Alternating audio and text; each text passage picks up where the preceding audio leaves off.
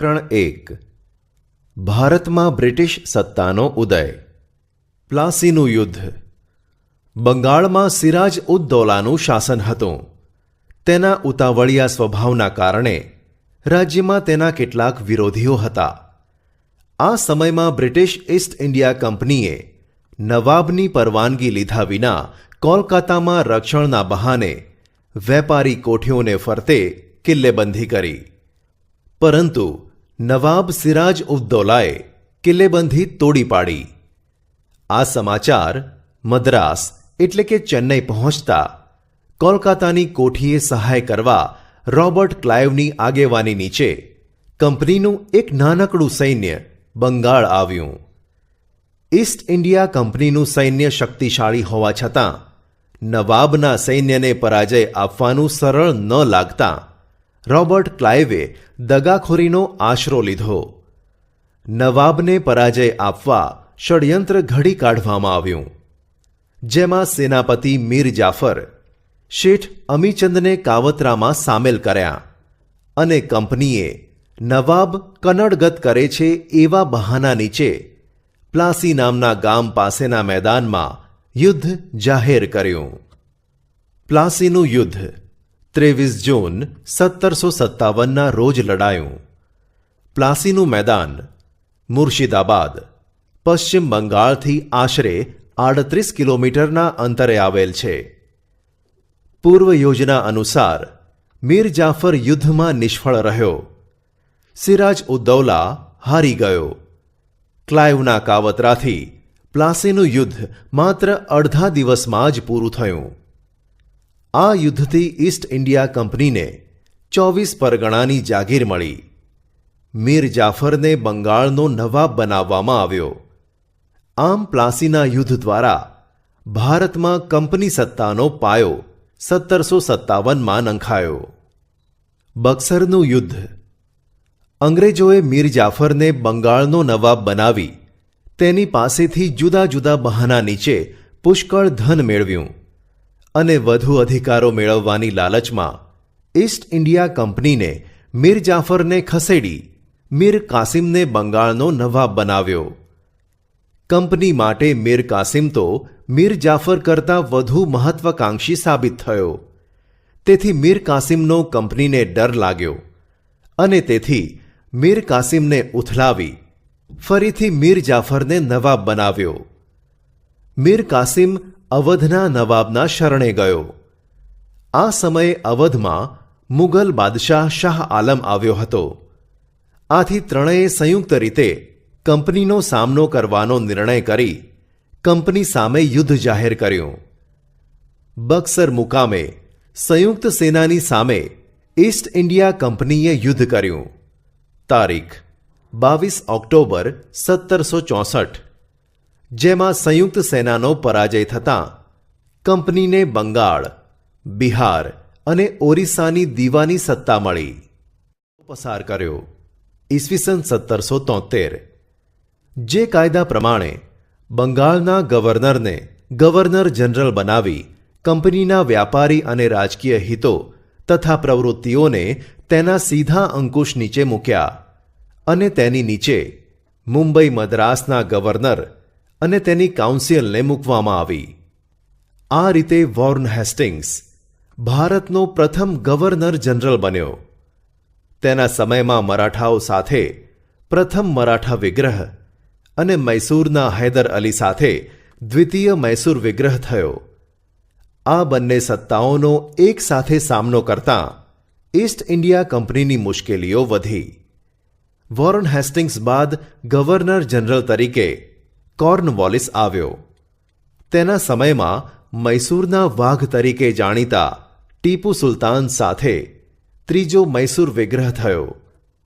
ટીપુ સુલતાનને હરાવવા કંપનીએ મરાઠા અને નિઝામની મદદ લીધી. ત્રણેયની સંયુક્ત સેના સામે ટીપુ સુલતાનની હાર થઈ. તેને સંધિ સ્વીકારવાની ફરજ પડી. કોર્નવોલિસ બાદ સર જ્હોન શોર ગવર્નર જનરલ બન્યો.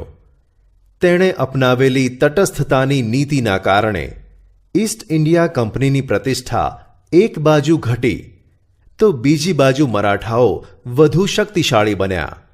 આથી જ્હોન શોર પછી આવેલ ગવર્નર જનરલ વેલેસ્લીને માથે કંપનીને ભારતમાં સર્વોપરી બનાવવાની જવાબદારી આવી. આ માટે વેલેસ્લીએ સહાયકારી સૈન્યની યોજના દાખલ કરી. સહાયકારી યોજનાની શરતો અને અપનાવેલ રાજ્ય આ મુજબ છે. સહાયકારી સૈન્ય યોજનાની શરતો: કંપની સરકાર તાલીમ પામેલો સૈન્ય યોજના સ્વીકારનાર રાજ્યને આપશે. આ સૈન્ય રાજ્યના આંતરિક અને બાહ્ય આક્રમણથી રાજ્યનું રક્ષણ કરશે. તેના બદલામાં યોજના સ્વીકારનાર રાજાઓએ લશ્કરી ખર્ચ અથવા તેટલી આવક ધરાવતો પ્રદેશ અંગ્રેજોને આપવો. કંપનીની પરવાનગી વિના રાજ્ય અન્ય રાજ્ય સાથે યુદ્ધ કે સંધિ નહીં કરી શકે. રાજ્યના દરબારમાં એક અંગ્રેજ પ્રતિનિધિ રાખવો. અન્ય વિદેશીને પોતાના રાજ્યમાં નોકરીએ રાખવો નહીં. યોજના અપનાવેલ રાજ્યો શાસકો: નિઝામ, મૈસૂર, અવધ, ગાયકવાડ, સિંધિયા, ભોંસલે, હોલકર. આ યોજના એક મીઠા ઝેર સમાન હતી. આ યોજનાનો અમલ કરી વેલેસ્લીએ ઘણા પ્રદેશો ઈસ્ટ ઇન્ડિયા કંપનીમાં જોડી દીધા. ગવર્નર જનરલ વેલેસ્લીએ ટીપુને સહાયકારી યોજના સ્વીકારવા જણાવ્યું, જેનો તેણે ઇનકાર કર્યો. યોજનાના સ્વીકારનો ઇનકાર થતાં કંપની એટલે કે અંગ્રેજોએ નિઝામનો સાથ મેળવી મૈસૂર ઉપર 1799માં આક્રમણ કર્યું. આ ચોથા મૈસૂર વિગ્રહ દરમિયાન ટીપુ અંગ્રેજો સામે લડતા લડતા મૃત્યુ પામ્યો. વેલેસ્લી બાદ ભારતમાં ગવર્નર જનરલ તરીકે હેસ્ટિંગ્સ આવ્યો. તેણે નેપાળ સાથે યુદ્ધ કરી ગુરખાઓને લશ્કરમાં સામેલ કર્યા. પિંઢારાઓ સાથે યુદ્ધ કરી તેમણે અંકુશમાં લીધા. ત્રીજો મરાઠા વિગ્રહ કરી કંપનીની સર્વોપરિતા સ્થપાઈ. વિલિયમ બેન્ટિક ભારતમાં અગાઉના ગવર્નર જનરલોની સરખામણીમાં ઉદાર ગવર્નર જનરલ તરીકે ઓળખાયા.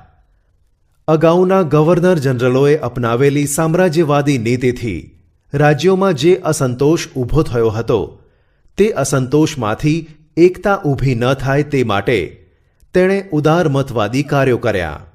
1848માં ભારતના ગવર્નર જનરલ તરીકે ડેલહાઉસી આવ્યો. તે ઉગ્ર સામ્રાજ્યવાદી માનસ ધરાવતો હતો. તેણે સામ્રાજ્યવાદી નીતિને પોષવા અને કંપનીનો રાજ્ય વિસ્તાર વધારવા જીત, જપ્તી અને ખાલસા નીતિ અપનાવી.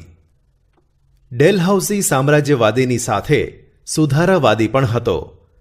તેના સમયમાં ભારતમાં પ્રથમ રેલવે ઈસવીસન 1853, મુંબઈથી થાણા, ભારત ઇંગ્લેન્ડ તાર વ્યવહાર, જાહેર બાંધકામ ખાતાની સ્થાપના, અંગ્રેજી કેળવણીની વ્યવસ્થા વગેરેની શરૂઆત થઈ. વિધવા પુનર્વિવાહ અને બાળ લગ્ન પ્રતિબંધક ધારા તેના સમયમાં પસાર થયા. 1757ના પ્લાસીના યુદ્ધથી શરૂ કરીને 100 વર્ષના સમયમાં કંપનીની સત્તા અને સામ્રાજ્ય બંને વધ્યા. પરંતુ તેમ કરતાં ભારતના રાજ્યોના અસંતોષનો સામનો તેને કરવો પડ્યો અને આ અસંતોષ અંતે 1857ના ભારતના પ્રથમ સ્વાતંત્ર્ય સંગ્રામ સ્વરૂપે બહાર આવ્યો.